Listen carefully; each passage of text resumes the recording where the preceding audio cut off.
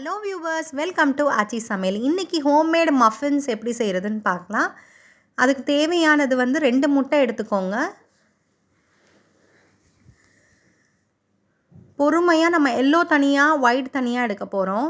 Separate பவுலில் இன்னொரு முட்டையும் உடைச்சிக்கோங்க.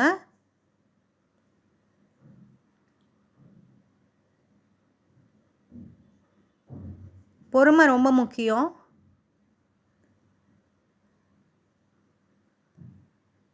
இப்போ சேம் மெஷர்மெண்ட் கிளாஸ் எடுத்துக்கோங்க. இதில் 1/2 கிளாஸ் சுகர் எடுத்திருக்கேன் நான்.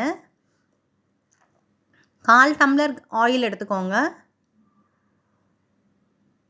Milk 1/2 tumbler. சேம் கிளாஸ்லேயே நான் எல்லாமே குவான்டிட்டி எடுத்திருக்கேன்.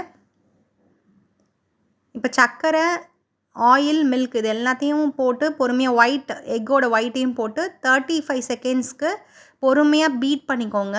நீங்கள் நார்மல் பீட்டர்லேயும் பண்ணிக்கலாம், இல்லை எலக்ட்ரிக் பீட்டர் வச்சுருந்தீங்கன்னா அதுலேயும் பண்ணிக்கலாம். ஸ்லோவாக பண்ணுங்கள்.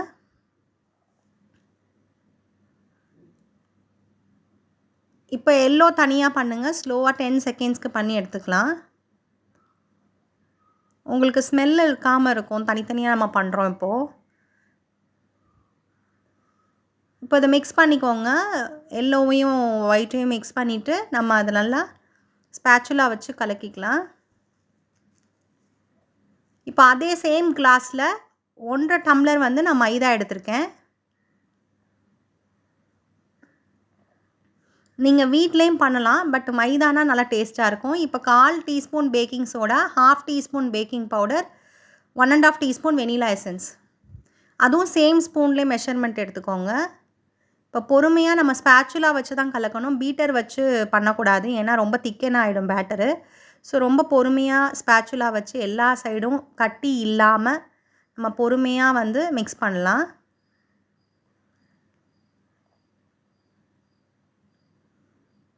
கட்டி ஏதாவது இருந்தால் அதை உடச்சி விட்டு நல்லா மிக்ஸ் பண்ணுங்கள். அப்படி இல்லாட்டி அதை எடுத்துகிட்டு வெளியில் போட்டுருங்க.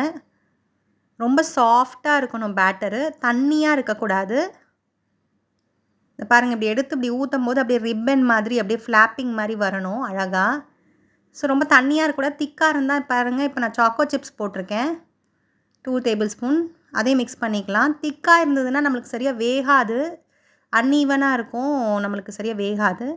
ஸோ இப்போ என்ன மோல்டு இருக்கோ நீங்கள் மோல்டு எடுத்துகிட்டு, இப்போ நான் ஓடிஜியில் வைக்க போகிறேன் நான். ஸோ இந்த மோல்டு எடுத்திருக்கேன். நீங்கள் சேம் மோல்டை கூட நீங்கள் குக்கரில் வச்சு கூட நீங்கள் பண்ணலாம். பாருங்கள், 1/2 லெவல் தான் ஊற்றணும். மோல்டில் 1/2 லெவல் தான் இருக்கணும். ஃபுல்லாக இருந்ததுன்னா அது பொங்கி வெளியில் வந்துடும்.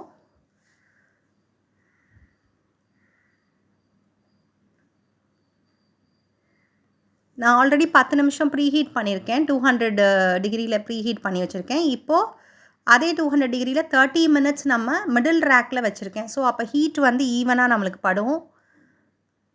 கீழே வச்சிங்கன்னா கருகிடும். ஸோ இந்த பாருங்கள், ரொம்ப அழகாக கேக் உப்பி வந்திருக்கு பாருங்கள். 10 மினிட்ஸ்லேயே உப்பி வந்திருக்குது.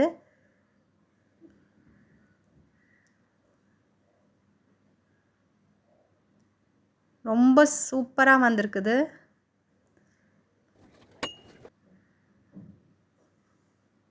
அதில் உங்களுக்கு ஒரு சவுண்டு வரும். அது வந்ததுக்கப்புறம் நீங்கள் ஆஃப் ஆகிட்டோன்னே அழகாக க்ளவுஸ் போட்டு எடுங்க. நான் சுடும் அது ஆக்சுவலி.